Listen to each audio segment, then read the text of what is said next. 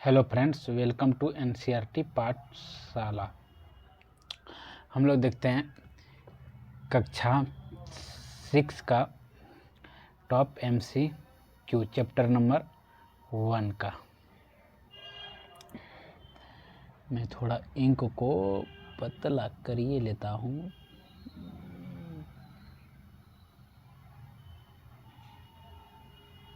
चलो ठीक है। पहला क्वेश्चन है, गेहूं और जौ की फसलों के संदर्भ में निम्नलिखित कथनों पर विचार कीजिए। मनुष्यों द्वारा, पहला दिया हुआ कथन, मनुष्यों द्वारा सर्वप्रथम इसी फसलों को उपजाने की शुरुआत की गई। यानी कि पहला गेहूं और जौ मनुष्य के द्वारा उपजाने का शुरुआत किया गया है। दूसरा बोल रहा है, इन फसलों को उपजाने का क्षेत्र हिमाचल और विंध्य की पहाड़ी थी। इसका जो है मैंने टेक्स्ट बुक का रीडिंग जो है पीछे डाले हुए हैं। अगर आप लोग नहीं पढ़े हैं तो एक बार टेक्स्ट बुक को जरूर रीडिंग कर लेंगे या फिर कहीं भी बुक से पढ़ लेंगे, अच्छा रहेंगे। क्या तो चलो हम लोग देखते हैं क्या केवल एक सही ऑप्शन है, क्या दो सही है, क्या एक और दो दोनों सही है, या फिर ना तो एक या ना ही दो।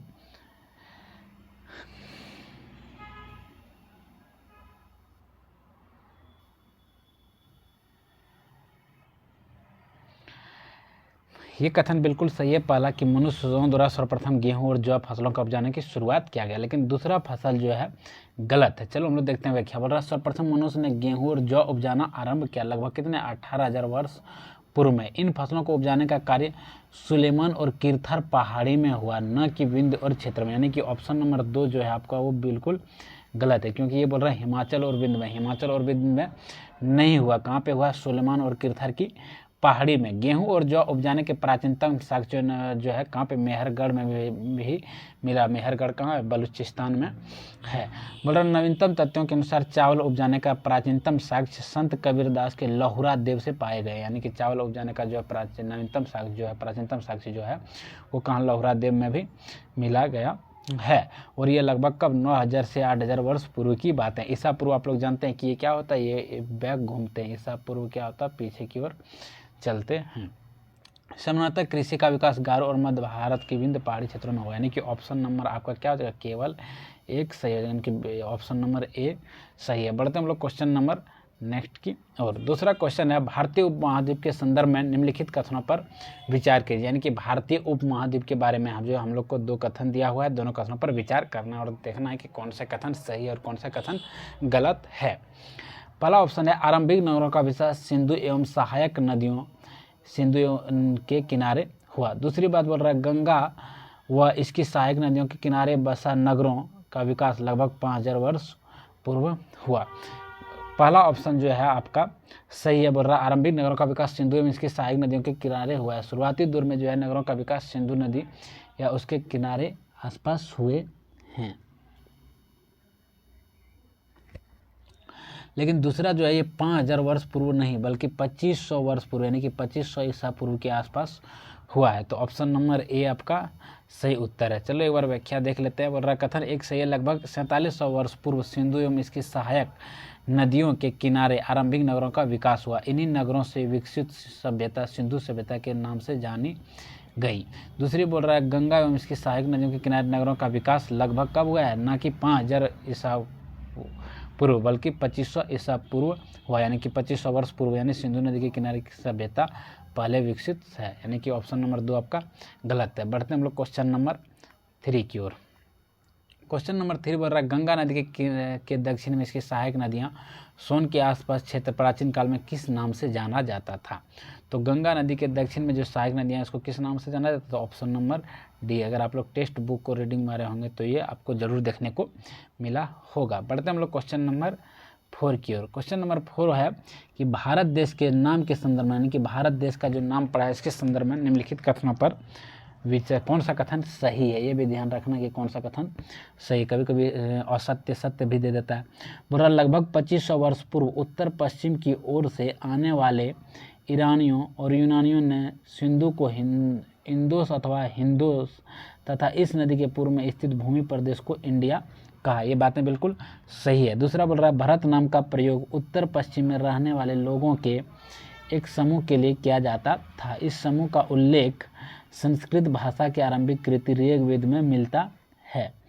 नीचे दिए कोड का प्रयोग करें, यानी कि दोनों ऑप्शन आपका भारत का प्रयोग उत्तर पश्चिम रहने वाला, यानी कि दोनों कथन आपका सही है। ऑप्शन नंबर सी आपका सही उत्तर हो जाएंगे। व्याख्या चलिए हम लोग देखते हैं। बोल रहा उपयुक्त दोनों कथन सही है। उत्तर पश्चिम की ओर से आने वाले ईरानियों और यूनानियों ने सिंधु को इंदोस अथवा हिंदोस कहा और उन्होंने इसी नदी के पूर्व स्थित भूमि प्रदेश को इंडिया कहा। दूसरी है भारत नाम का प्रयोग उत्तर पश्चिम में रहने वाले लोगों के एक समूह के लिए किया जाता था। इस समूह का उल्लेख ऋग्वेद में मिलता है। ऋग्वेद संस्कृत आरंभिक कृति जो लगभग 3500 वर्ष पुरानी, यानी कि 3500 वर्ष ईसा पूर्व पुरानी है। बाद में इसी भारत नाम के समूह का प्रयोग देश के लिए होने लगा। चलिए हम लोग बढ़ते हैं क्वेश्चन नंबर 5 की ओर। क्वेश्चन नंबर 5 है पांडुलिपियों के संदर्भ में निम्नलिखित कथनों में कौन सा कथन सत्य नहीं है, यानी कि कौन सा कथन असत्य है, सत्य नहीं, इस पर ध्यान देना है। पहला क्वेश्चन, अतीत में हाथ से लिखी गई पुस्तकें पांडुलिपि कहलाती थी, बिल्कुल बातें सत्य है। दूसरी क्वेश्चन है अतीत में जो भी पुस्तकें लिखा जाता था हाथ से लिखने वाले उसको क्या कहते थे, पांडुलिपि। पांडुलिपि जो होता था उसको ताड़पत्रों या भोजपत्रों पर लिखा जाता था, जिसको मैन्युस्क्रिप्ट भी कहा जाता है। अंग्रेजी में पांडुलिपि के लिए मैन्युस्क्रिप्ट शब्द का प्रयोग होता है, जो लैटिन भाषा के शब्द मेनू से बना है। ये बात भी बिल्कुल सही है। तीसरी बात बोल रहा है पांडुलिपियाँ ताड़ के पत्रों को काटकर अथवा हिमालय क्षेत्र में उगने वाले बुर्ज नामक पेड़ की छाल से विशेष तरीके से तैयार भोजपत्र पर लिखी जाती थी, ये भी बिल्कुल सही है। तीसरा बोल रहा पांडुलिपियाँ केवल मंदिरों और बिहारों से प्राप्त होती। पांडुलिपियाँ केवल मंदिरों और बिहारों से प्राप्त नहीं हुआ था, अन्य जगहों से भी हुआ था। दूसरी बात बोल रहा जो केवल संस्कृत भाषा में नहीं था, प्राकृतिक भाषा में भी था, तमिल भाषा में भी था, तो ये आपका गलत हो गया। और नेगेटिव का आंसर क्या हो जाएगा, नेगेटिव आपका सही हो जाएगा। क्वेश्चन क्या पूछा है, सही नहीं, यानी कि नेगेटिव का आंसर नेगेटिव सही हो गया। ऑप्शन नंबर डी आपका क्या है, सही है। चलिए व्याख्या देखते हैं। बोल रहा है पांडुलिपियाँ मंदिरों और बिहारों के अतिरिक्त अन्य स्थानों से भी प्राप्त हुई है। साथ ही ये पांडुलिपियाँ विभिन्न प्राचीन भाषाओं में प्राप्त हुई है, जिनमें संस्कृत, प्राकृतिक और तमिल भी शामिल हैं। चलिए हम लोग देखते हैं क्वेश्चन नंबर अब 6।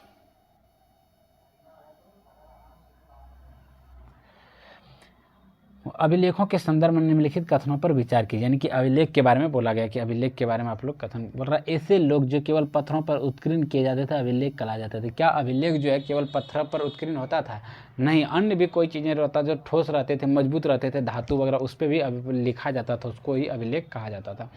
दूसरा बोल रहा है कभी कभी शासक अथवा अन्य लोग अपने आदेशों को इस तरह उत्कीर्ण करवाते थे ताकि लोग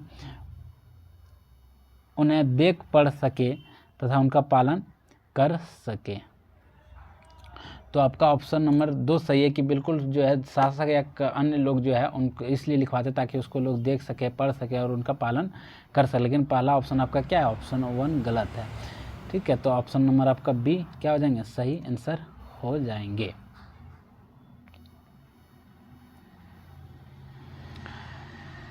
व्याख्या चलिए देखते हैं। बोल रहा ऐसे लेख जो पत्थर अथवा धातु जैसे अपेक्षाकृत कठोर सतह पर उत्कीर्ण किए जाते हैं, न केवल पत्थर, यहाँ क्या लिखा है, केवल पत्थर लिखा है। अगर लिखता पत्थरों तथा अन्य वस्तुओं पर लिखा जाता तो वो सही हो जाता। कथन 2 सही, अभिलेखों में राजाओं और रानियों का, अन्य लोगों का आदर्श कार्य विवरण, विषय इत्यादि का उल्लेख किया जाता था। क्वेश्चन नंबर 7 बोल रहा अशोक का कंधार से प्राप्त अभिलेख निम्नलिखित में से किन लिपियों में लिखा गया था। जब हम बुक रीडिंग कराए थे तो यहाँ आप लोग पढ़े होंगे कि यहाँ देखिए लिखे हुए हैं, एक बार इधर ध्यान देंगे कि ये जो है ये अशोक का लेख है। ठीक है, अभिलेख लगभग बोल रहा है 2250 वर्ष पुरानी ये अभिलेख है। ये अभिलेख कितना वर्ष पुरानी है, 2250 वर्ष। वर्तमान ये अफगानिस्तान के कंधार से प्राप्त हुआ था। यह अभिलेख अशोक नामक शासक के आदेश पर उत्कीर्ण करवाया गया था। इस शासक के विषय में आप जो है अध्याय 6 में पढ़ेंगे। जब कुछ लिखते हैं हम किसी लिपि का प्रयोग करते हैं तो लिपियाँ अथवा अक्षरों के संकेत से बनी होती है। जब हम कुछ बोलते हैं अथवा पढ़ते हैं तब एक भाषा का प्रयोग करते हैं। यह अभिलेख इस क्षेत्र में प्रयुक्त होने वाली यूनानी और अरामिक नामक 2 भिन्न लिपियों का तथा भाषाओं का प्रयोग, किसका यूनानी और अरामिक, यानी कि ऑप्शन नंबर चलो देखते हैं यूनानी और अरामिक किस में, ऑप्शन नंबर डी में है। तो आपका डी नंबर ऑप्शन क्या हो जाएगा, सही हो जाएगा। बढ़ते हैं हम लोग क्वेश्चन नंबर 8 की ओर। बोल रहा ईसा मसीह के जन्म के पूर्व सभी तिथियां ईसा पूर्व के रूप में जानी जाती थी, बिल्कुल सही बात है। दूसरी बात है वर्ष की गणना ईसा धर्म परिवर्तक ईसा मसीह के जन्म से की तिथि से की जाती है। ये भी सही है। नीचे दिए कूट का प्रयोग करके सही उत्तर किसका सही उत्तर का चयन करना, यानी कि ए और दो सही, और ए जो है वो आर जो है ए का स्पष्टीकरण भी कर रहे हैं, यानी कि ऑप्शन नंबर आपका ए क्या हो गया सही उत्तर हो गया। ये था चैप्टर 1 का लगभग टॉप 8 क्वेश्चन। मिलते हैं हम लोग नेक्स्ट वीडियो में, तब तक आप लोग मस्त रहिए, व्यस्त रहिए और स्वस्थ रहिए। धन्यवाद।